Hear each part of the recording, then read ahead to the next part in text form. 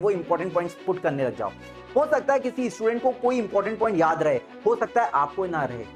तो ये different mind का गेम है। आपको क्या चीजें आपकी स्ट्रांग है, तो स्ट्रांग वाली चीजों को लिखने की जरूरत है, वीक वाली चीजों को लिखने की जरूरत है। तो आप किसमें वीक हो, किस पर्टिकुलर कॉन्सेप्ट पे वीक हो, किस पर्टिकुलर फॉर्मूले पे वीक हो सकता है कोई का फंडामेंटल बहुत अच्छा है तो उसको वो पर्टिकुलर छोटी बात लिखने की जरूरत ना पड़े और आपको पड़ जाए।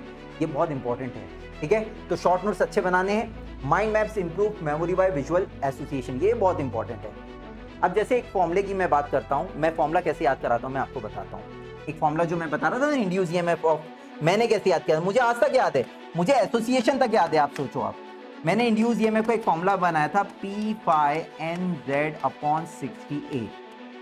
तो मैंने अपने जब मैं पढ़ रहा था तो मैंने इसको याद करने के लिए बनाया था, पंडित जवाहरलाल नेहरू उड़ गए हवाई जहाज में ऊपर 60 आदमियों को नीचे छोड़ के, ऐसे याद किया था। पंडित जवाहरलाल नेहरू उड़ गए हवा में 60 आदमियों को छोड़ के। ये मैंने खुद एसोसिएशन बनाया था। आप अपने हिसाब से एसोसिएशन बना सकते हो किसी भी फॉर्मूले को याद रखने के लिए, किसी कॉन्सेप्ट को याद रखने के लिए।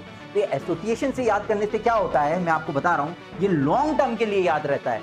अभी तो हमें लगता है कि हाँ सर मुझे याद हो गया, 1 घंटे बाद भी याद रहेगा, मगर अगले दिन पूछूंगा तो भूल जाओगे, किसी और सब्जेक्ट के साथ मिक्स हो गए तो भूल जाओगे, मगर एसोसिएशन से याद करोगे ना कभी नहीं भूलोगे। तो mind maps improve memory by visual association, visual association करके पढ़ना बहुत इंपॉर्टेंट है।